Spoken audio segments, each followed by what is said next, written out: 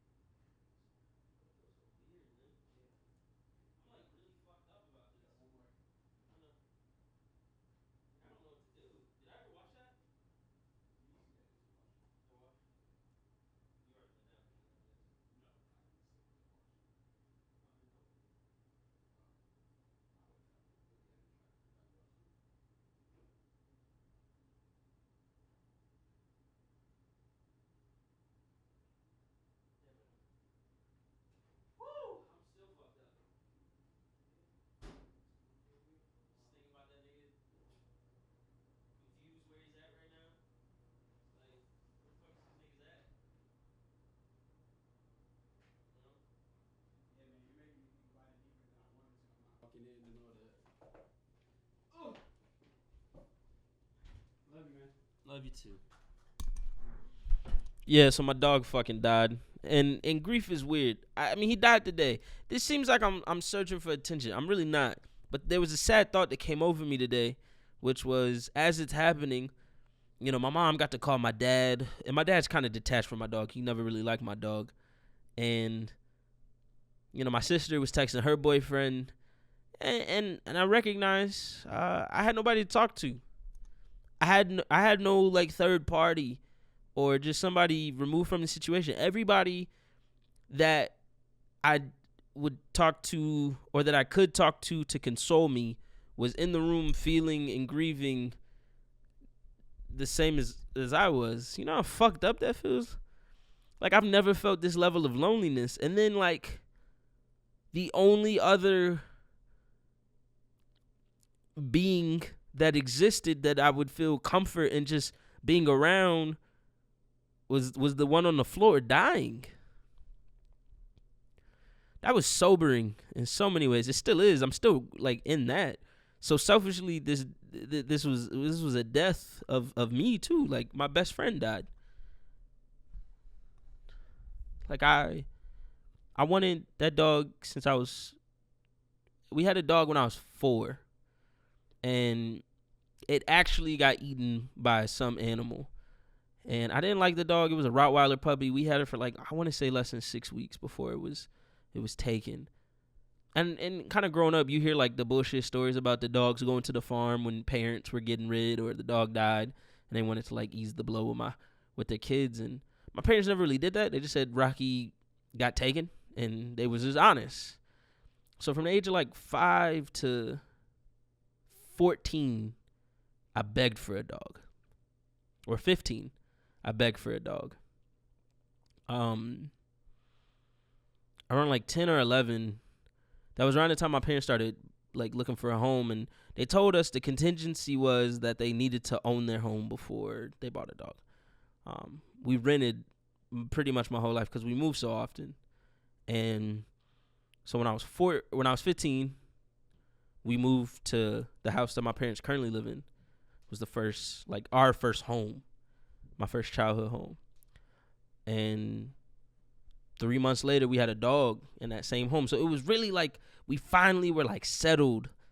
So Bolt meant so much more than just a dog. He was the end of my childhood, or not even the end of my childhood, but like he came in the most formative years of mine, 15 to now 26.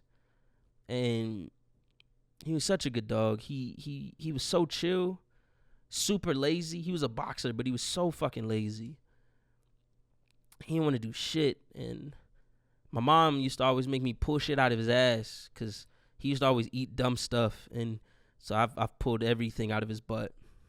There was this one time, though, I was on punishment because I had weed on my phone. I had a picture of weed on my phone. So my mom took my phone, and so I had to sneak, and I was chilling off this iPhone 4 that had no service, but I was just using that to like Snapchat women and shit. And part of my punishment was walking the dog, and we all hated walking him because he would slip out of his leash all the time. And there was this little, behind our house, there's like this creek, and there was this big drop off on like the side, up the sidewalk coming from our house, so rounding the corner and going up to our house. And I was taking him down, and then we walked to the front of the neighborhood. Then on our way back, he got out of the fucking leash, and he darted straight for that like ditch. And he got to the bottom, and it's probably like a 6-7 foot drop. And then he was just fucking with me. He was teasing me, bro. I was crying because I couldn't call nobody to come help because my mama took my phone. I couldn't like Snapchat my brother because I was too far from the house to get like a fucking like connection. And Kevin Guerrero was over the house randomly that day playing FIFA with my brother. And I came back in the house caked in mud. My dog caked in mud because I had to wrestle him from down there, get him from down here. And he was just looking at me like, and yeah. He used to chew everything, and my mom always used to get pissed off because I used to just feed him whatever, literally whatever. I'll admit something that was weird. He licked my dick once when I had a towel on, and he was like barking. So my mom was like, "Come down and grab your dog." So I like grabbed him, and he was going crazy at the door. And then as I'm like pulling him away, like my towel kind of slipped a little bit, and he just went straight for my dick. I got scared, thought he was about to bite it. So yeah, my dog was a little gay. He had a little gay dog too. I do remember him going like afterwards, like he had like a hairball. So that was real fucked up. He was gagging. I don't even think I started the shower yet. So fuck him for that. He used to fart so much. Always farted. And he would fart and sigh at the same time. So he was trying to like cover his farts with his sigh. He'd be like, like, nigga, we smelt that. He hated baths. Oh, he fucking hated it. But he was so chill. He never like literally wanted to do anything. He didn't want to play fetch. He never fetched. He honestly would get the ball after you threw it and then just lay next to you because he just wanted to be around you. We used to put him on a tether in the front yard and just let him run rampant all the time. I used to hate coming downstairs to have to take him out. Now, I just want to take him out one more time, you know? It was unexpected. He started off the morning fine, apparently, according to my mom and my sister. They left for an hour. And when they came back, he just couldn't get up. And he had, like, threw up on the stairs. He had pooped on the stairs. So they were like, oh, maybe he's just sick. And then they called me, like, 30 minutes later, just like, hey, we need your help. He can't move. And I was kind of pissed off at first. I was fucking mad because I was like, Mom, what the fuck? Because she always calls me on some dumb shit about him. So I was a little mad. I kind of took like 10 minutes to get ready before going over there. And I live like 45 minutes away from my parents now. So it was already going to be a drive in the first place. And then I kind of took an alternative route anyway that was like extending my time. And the whole time I'm pissed off at my mom. Like, oh, she got me. This better not be no dumb shit. And then I get there and still mad, but kind of just bitter. I think it's because it's my PTO. I was supposed to be on vacation. And so I was kind of like just kind of reeling in that. And so misguided, but also scared because I had just got him a treat, like a bone, like a rib. It was a beef rib. So I was a little nervous that he like swallowed some shit like that and had some internal bleeding. But they said he wasn't whimpering or anything. He just couldn't get up. He wasn't moving. And his eyes just looked low. And when I get in there, he could barely hold open his eyes. And my mom kind of looked at me like, we got to figure this out. And I remember I got up to the stairs and he was white. I got a white furred dog, but he was white. Like, he didn't have no red to him. So that was real weird. So I'm probably there for like 10 minutes. We're figuring out what we're going to do. She got an appointment with the vet at like 4:30, which I got there like 3. So, and then I get there and As I'm looking at him, kind of like, he looks different. Like I said, he looked white. So as we're scrambling, trying to figure it out, I lifted up his gums, and I just saw his gums were just completely white. And he wasn't responsive to much of anything.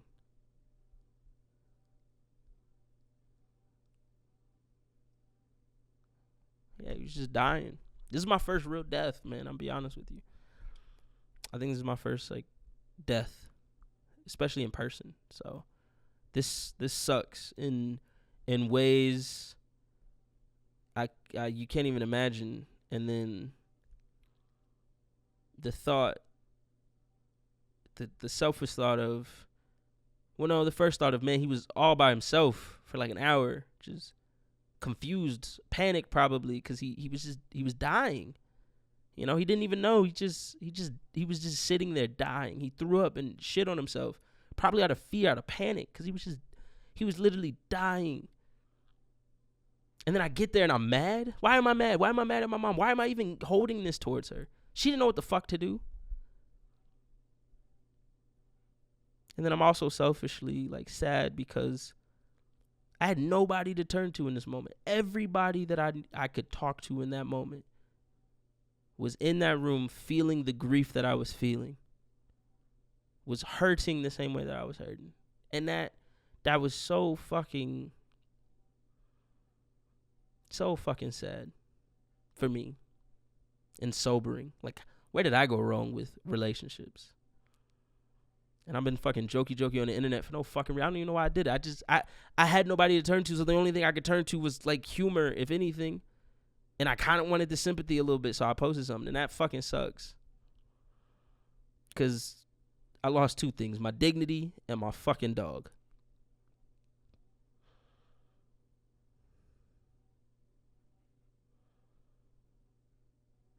This is R.I.P. my nigga, Bolt, Jamiroquai, Omarion, B-Dawg, Beckwith. The greatest dog. If you ever met him, he was racist as shit. He hated everybody. Everybody that wasn't black, he did not fuck with. And even if you were black, if you were a certain type of nigga, he didn't fuck with you. He was so cool, so chill. Everybody fucked with him. He was cool. He didn't fuck with nobody. Honestly, he left you alone after he sniffed you a couple times. Hated white people again. I don't know why. And Asians. He didn't really fuck with Calvin and Jason when they would come over. Small sample size, but still. And Jason had dogs. But yeah, man. One of my best friends. Many of panic attacks have happened, and he's soothed all of them. He was my emotional support animal. For him to die as quickly and just as, I don't know about painless, but just as prompt as he did and so unexpected, 2 days before Christmas, or 3 days, just really fucking sucks. Merry Christmas. We're in there, and the lady comes in after we bring him in, and they get him in, and she's like, hey, well, I got some news. And he had a mass, and he's telling us everything that happened, and he was like, so, given his condition, his age, I think it's best if we put him down. There's not much we can do, if anything at all. And immediately, my mom's crying already, and she started crying a little bit more, and my sister started crying. Nobody could look each other in the eyes, and I started crying a little bit, and all I said was, Merry Christmas. Like, why the fuck was that my instinct?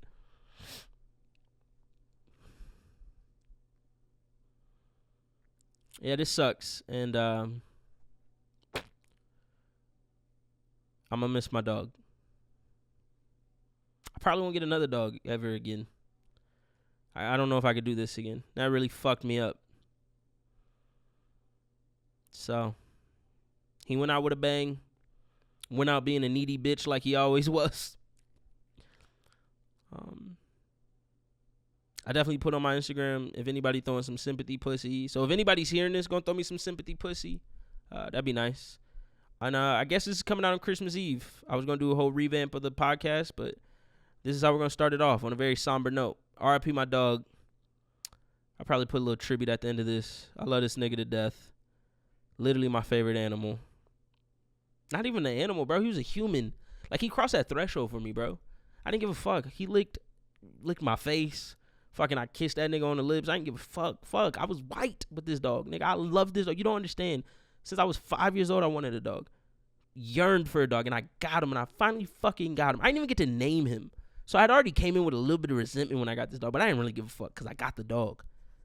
I slept with him. I spent, and not even, he could not go upstairs, so he wasn't even in my bed. I was uncomfortably sleeping around next in the fucking crate at times when he had a crate for that very little. We crate trained that nigga for 6 months, and I was like, I'm not doing that shit. That shit prison. So I got him a cot, and from there, he's always been sleeping around the house.